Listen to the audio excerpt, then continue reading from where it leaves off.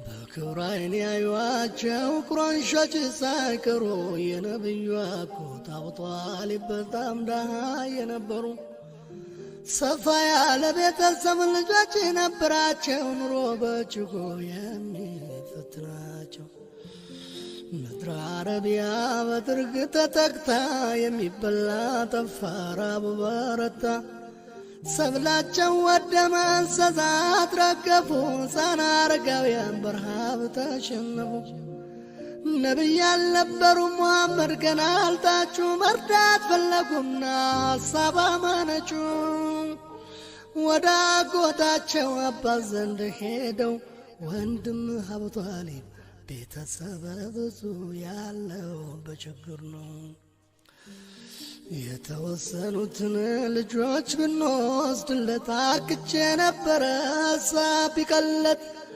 አባስም ተስማሙ በመሐመድ ሐሳብ፣ አስረዱ ያሰቡትን ደርሰው ከአቡ ጣሊብ የአልይን ታላቅ አቂልን ተውልኝ፣ ሌሎችን ውሰዱ ተስማምቻለሁኝ በማለት ፈቀዱ። አቡ ጣሊብ ከልብ በረሃብ ከሚጎዳ ያ ሁሉ ቤተሰብ፣ ከዚያም ሙሐመድ አሊን አባስን ጃዕፈርን ወስደው ከላከሉ ቤተሰባቸውን። ከሃሽም ጎሳ መሃል 5 ሰዎች አሉ ጨርሶ ነብዩን በመልክ የሚመስሉ። ከእነዚህም መሃል አንዱ ጃዕፈር ነበር።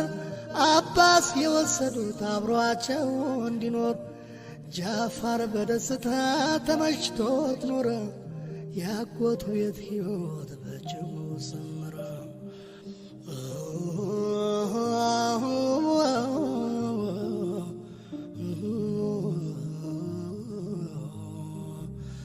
ጃዕፈር በደስታ ተመችቶት ኖረ፣ ያጎቱ ቤት ሕይወት በእጅጉ ሰመረ። በወጣትነቱ አስማ ቢንት ወይሴን አግብቶ ለብቻው ጀመረ መኖር ነው። አስማና ጃዕፈር በእምነት ውስጥ ናኙ፣ በአቡበከር ሲዲቅ እስላምን አገኙ። ትልቅ መታደል ነው፣ ትልቅ ሽልማት፣ የመጀመሪያ ማኝ ሆኖ መገኘት። አልጋ ባልጋ አይሆንም የጀነት መንገድ፣ ማዕበል የበዛበት ባህር ላይ መሄድ። እሾሁ ጋሬጣው ወጥመድ እንቅፋት፣ ይታገላል ብዙ ከሰደድ እሳት። ጃዕፈርና አስማ እስላምን ያመኑ፣ ሁሉን ለመቀበል ዝግጁ የሆኑ። የቁረንሾች ጥቃት ቢበረታባቸው በጽናት በፍቅር ቆመው ለዓላማቸው ታገሉ በብርቱ አንድ አላህን ይዘው። በኢማንና በሶብር ታጅበው ታግዘው ጥቃቱ በረታ የቁረንሾች ጣጣ፣ የሚደርስባቸው በደሉ ቅጣጣ፣ የሚደርስባቸው በደሉ ቅጣጣ። የንጹሐንን በደል ያጤኑ የተረዱ ነቢዩ አዘዙ ወደ አበሻ አገር ቶሎ እንዲሰደዱ። በጃዕፈር መሪነት ሆኖ የመጀመሪያ ስደት ተጀመረ ወደ ኢትዮጵያ።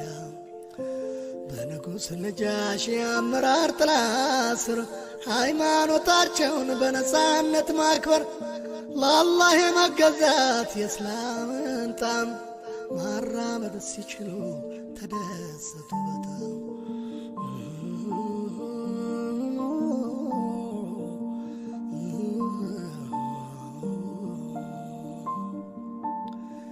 የስደተኞቹ በኢትዮጵያ መሬት በሰላም የመኖር በፍጹም ነጻነት፣ ለቁረንሾች ሆነ የክርስቶስ እሳት፣ ለበቀል አሴሩ ተረክበው ለማጥቃት።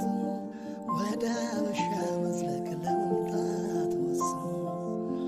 ወርቅ ብርና አልማዝ ውድ የስጦታ ዕቃ አዘጋጅቶ አስይዞ የቁረንሽ አለቃ አምር ኢብኑ አላስና አብደላ ቢረቢያ ተወክለው መጡ ወደ ኢትዮጵያ። የተሸከሙትን የስጦታ ዕቃዎች ለጳጳሳቱና ለንጉሥ ሽማምንቶች አበረከቱና ደስ አሰኝተዋቸው አስረዱ ምክንያቱም ስላመጣጣቸው።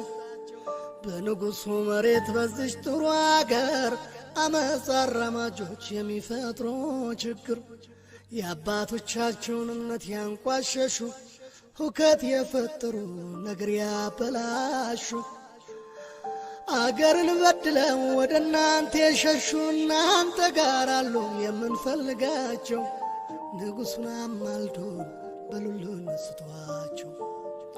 የእነዚህን ወጣቶች እምነት ምንነት ንጉሡ አይጠየቁ ጭራሽ አይረዱትም። ብቻ እጃቸውን አሳልፈው ይስጡን ብለው ወተወቱ በጣም በመማፀን በቀረበላቸው ስጦታ ማለሉ ጳጳሳቱ ሁሉ በአንድ ቃል ይሻሉ። አምርና አብዱላ ከንጉሡ ፊት ቀርበው ቃላት አሳምረው ነገር አቀናብረው ንጉሥ ሆይ በአገሮ ከእኛ ዘንድ የሆኑ የአባት አያትነት ዘልፈው የኮነኑ እርኩሳን ወጣቶች ከአገራችን ሸሽተው እዚህ ይኖራሉ እርሶን ተጠግተው። እነዚህ ወጣቶች ያራመዱት እምነት እርሶ የማይወዱት ውግዝ ነው በእውነት። እነዚህ አፈንጋጮች በሕግ እንዲቀጡ ንጉሥ አሳልፈው ለእኛ እንዲሰጡ በአክብሮት ልንጠይቅ ከፊቶ ቀርበናል። የእርሶን ታላቅነት ሰምተናል አውቀናል። ንጉሡ ዞር ብለው ጳጳሳቱን ሲያዩ በእጅ መንሻው ረግተው ስለተወያዩ የእነሱ ጥያቄ እውነት ነው ንጉሥ ወይ መሸሸጊያ አልሆነም ላጭበርባሪ አታላይ።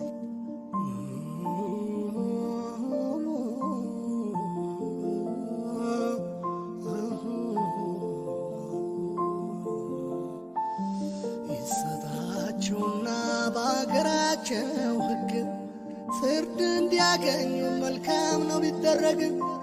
በጳጳሳቱ መልስ ንጉሡ ተቆጡ፣ በኃይል ቃል ጮኹ፣ ቱጋሩ አፈተቱ። በፈጣሪ ይሁንብኝ ራሴ ሳላጣራ የሚያስኮንነኝን አሳፋሪ ሥራ ሳልፈጽም እንዳውቀው የስደተኞቹን ስለ እምነታቸው እንዲህ ያስጠላቸው።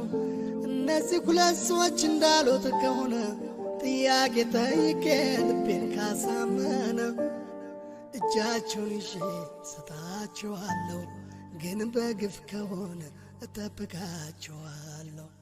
በነጻነት በክብር በአገሬ ይኖራሉ፣ ግራ ቀኙን ልስማ ይቅረብልኝ ያሉ ሙስሊም ስደተኞች ችሎት ሳይቀርቡ ፊት ጃዕፈርን ወከሉ ቆሞ እንዲሟገት። አረንጓዴ አልባሳት ውብቆው ያጠለቁ የንጉሥ ቤተ መንግሥት ይበልጥ ያደመቁ ከንጉሡ መንበር ግራ ቀኝ ተቀምጠው ጳጳሳቱ ቀድመው ቦታቸውን ይዘው አምርና አብደላ ቦታ ተሰጥቷቸው ሙስሊም ስደተኞች ሲገቡ አዩአቸው። ሁሉም ቦታቸውን ይዘው እንዳበቁ ንጉሡ ታጅበው ወደ ውስጥ ዘለቁ። ከስደተኞቹ ሙስሊሞች በስተቀር ጳጳሳት፣ ቀሳውስት፣ ቁረይሾቹም ጭምረ ሰገዱ ተደፉ ለንጉሡ ክብረ። እስኪላተም ድረስ ግንባራቸው ከምድረ። ንጉሡም ጠየቁ የክብር ሰላምታ ለምን እንዳልሰጡ ሙስሊሞቹን ላፍታ። ጃዕፈርም መለሰ ታሪክ የማይረሳው ያስከብረውን ቃል ኢማን ያላበዘው። በእኛ እምነት ለአላህ እንጂ ለሰው አንሰግድም፣ የምናምነው ጌታ ይህንን አይፈቅድም አለና በድፍረት ትክ ብሎ አያቸው። ንጉሥ ተደነቁ ፈካ ለፊታቸው። ጠየቁ ድጋሚ ኧረ ለመሆኑ ከሕዝባቸው አይብና ጎመን እንድትሆኑ ያበቃችሁ እምነት ምንድነው ንገሩኝ፣ የእኛን ወይ የሌላ ሃይማኖት ሳያስመኝ።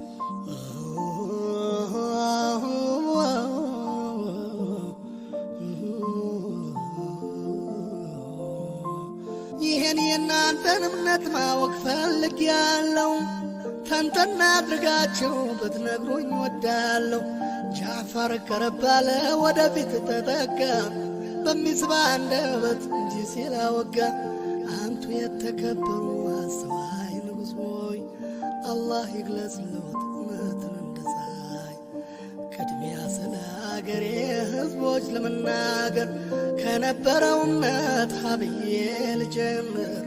ጣዖት አምላኪ ነን ምግባረ ብልሹ፣ የሞተ የሚበሉ ከፈጣሪ የሸሹ። እጅግ አሰቃቂ አጸያፊ ነገር አቅም ያለው ብቻ የኖረባት አገር። እንግዳ የማናከብር ዝምድና የምንቆርጥ የማንከባበር የማንደማመጥ ሆነን ስኖር አይቶ ፈጣሪ ታደገን ከጥፋት እንድንድን ነቢዩን ላከልን። የአላህ መላእክተኛው ነቢዩ ሲያስተምሩ ማመን አላህን ነው ምንም ሳያጋሩ። ሶላት እንድንሰግድ ዘካ እንድናወጣ ምጽዋት እንድንሰጥ ተቸግሮ ላጣ።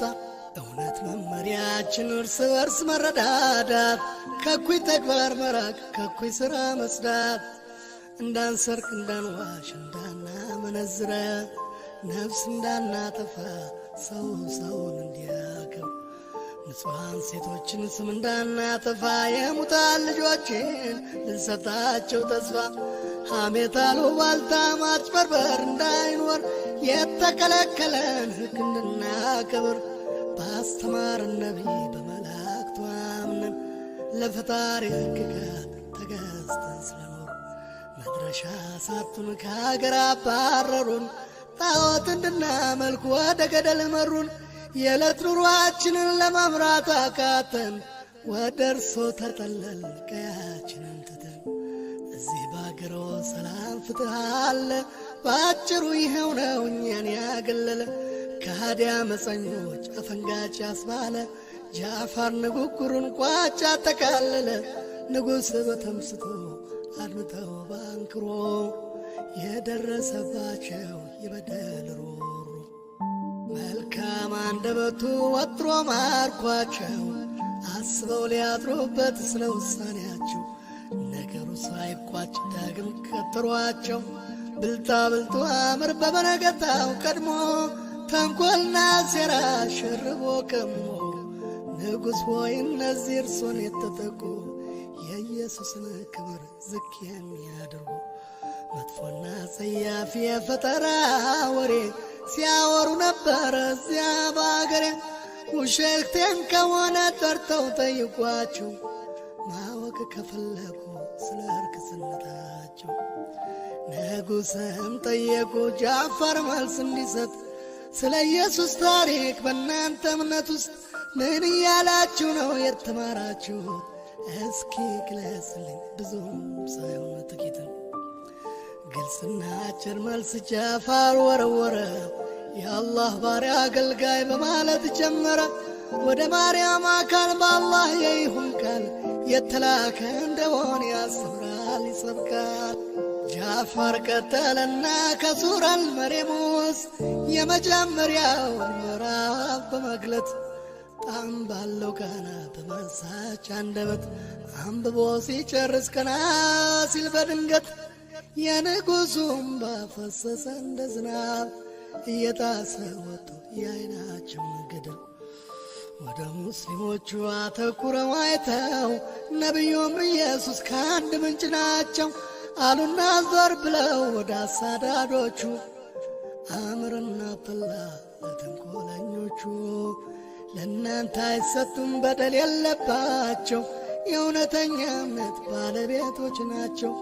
ዞር በሉ ከፊቴ በዐይኔ አልያቸው፣ እናንተ ጨካኞች አረመኔ ናቸው። ከዚያሬ ጀምሮ እናንተ አማናችሁ፣ በአገሬ መሬት ላይ ነጻነት አላችሁ። የሚቃወማችሁ ቅጣት ያገኘዋል፣ በእግዚአብሔር እምላለሁ ይህን ነው የኔ ቃል። እኔ ንጹሐንን ሳልሰጥ አሳልፌ የወርቅ ተራራ ማጣትም ትርፌ። በእምነታችሁ ጽናት በነጻነት ኑሩ፣ ትጠበቃላችሁ አንዳች እንዳትፈሩ። ብለውና አብረን ከሀገር አባረሩ። በፍርሃት ተዋርደው ተሸማቀው ቀሩ።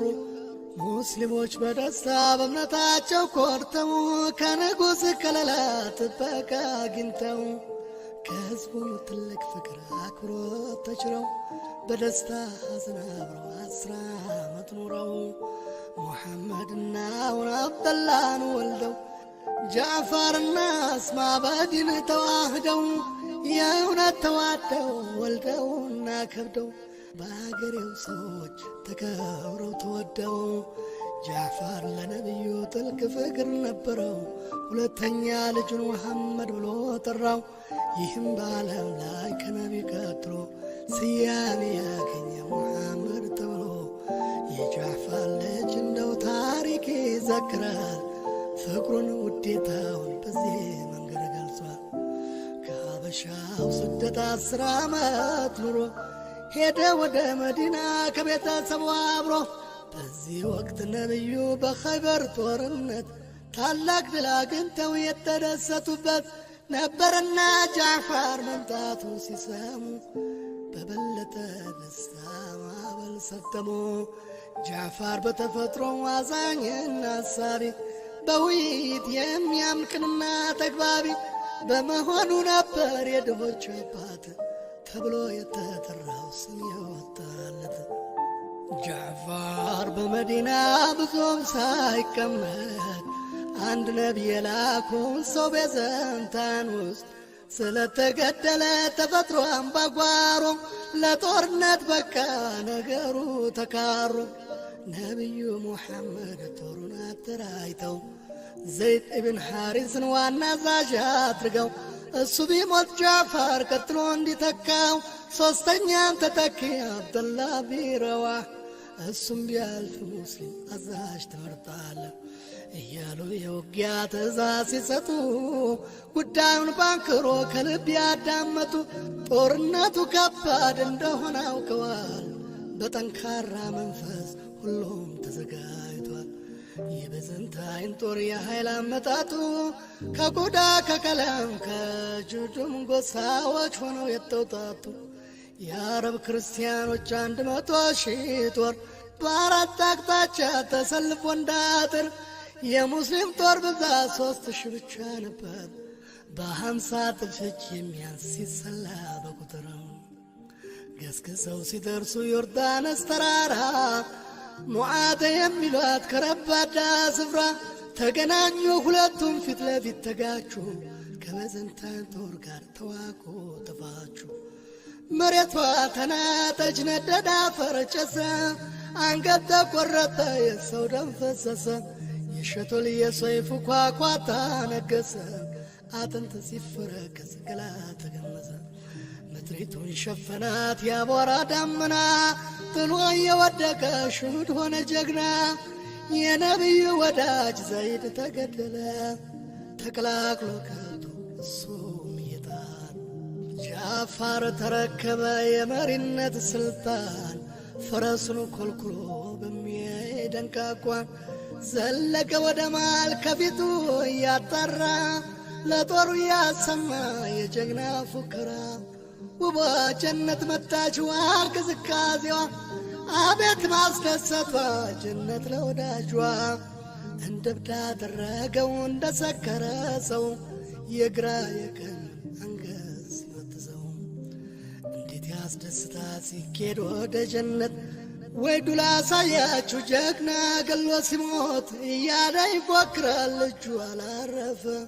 አጋደመ ብዙ ጠላት ረፈረፈ፣ አተረማመሰው አቅሉ ተለወጠ። ገባ ወደ መሃል ሄደ ሸመጠጠ፣ በጠንካራ ግዱ ያገኘውን ገምሶ ገባ ከዋናው ጦር መሃል ለመሃል ድሶ። ተረባረቡበት በብዛት ሆኑና ጃዕፈር ጥሎ ወደቀ የክፉ ቀን ጀግና። ሦስተኛው ተተኪ አብደላ ተተካ፣ መራ ለወደፊት ፈረሱ እያሽካካ። ነጭ ሰፍ ቀላ ጨቀየች ምድሪቱ፣ ጦሩን አደፋፍሮ አጥቆ ይላል ብርቱ። በጀግንነት ገብቶ ግራ ቀኝ ሲጥል፣ ከፊቱ ያገኘው አንገት ሲከመትል። የተቆጣ ነብር የሆነ መጣ ከፊቱ ያገኘውን በሰይፍ እየቀጣ እየመሳቀለ ግራ ቀኙን ሲጥል ተወግቶ ወደቀ ዳግመኛ ላይገጥም። ኻሊድ ብን ወሊድ ተዋጊው አንበሳ በሙስሊም ተመርጦ አርማውን አነሳ። ብዛቱን አየና የቤዘንታይን ጦር ዘዴ የተሞላበት የውጊያ አመራር አፈገፈገና በአዲስ አደራጅቶ በብዙ አቅጣጫ ማጥቃቱን አስፋፍቶ የቤዘንታይን ጦር ተወነባበደ። ከሳት እየገባ አለከነደደ። ወደ ግራ ወደ ቀኝ እያርበደበደ ግዙፉን ሰራዊት ድል ነሣ አራደ። ሙስሊም አሸነፈ ድል በእጁ ገባ። ጥለው ለወደቁት ሰዎች ነበር ሦስቱን የጦር መሪ መስዋዕት በራእይ ጅብሪል አሳያቸው ለታላቁ ነቢይ። በሐዘን ተውጠው ሄዱ ጃፋር ቤት አስማን ሰላም አሏት በተነካ ስሜት። አይታ በማታውቀው እንግዳ ስሜት ውስጥ ፈዛ ቆማ ቀረች አስማ በመደንገጥ። ሁኔታዋን እያዩ ነቢዩ አዘኑ። ልጆቹን ጠየቁ ወዴት እንደሆኑ። ተጠሩና ገቡ ልጆቹ ከደጅ። አንደኛው በቀኝ አንዱን በግራ እጅ፣ ሌላው ካንገታቸው ተሻምተው ተጋፉ። ከነቢዩ ጋር ታገሉ ተላፉ። የነቢዩ ሕሊና ጃዕፈርን አስታውሶ እንባቸው ወረደ አይናቸውን ትሶ። ልጆች ደነገጡ በነቢዩ ለቅሶ። አስማ ተረበሸች ተጨነቀች በጣም። በአፏ ውስጥ ተሰማት አንዳች ድምጣም። የአላህ መላእክተኛ ንገሩኝ በሞቴ ምን ተፈጥሮ ይሆን አውቋል ሰውነቴ።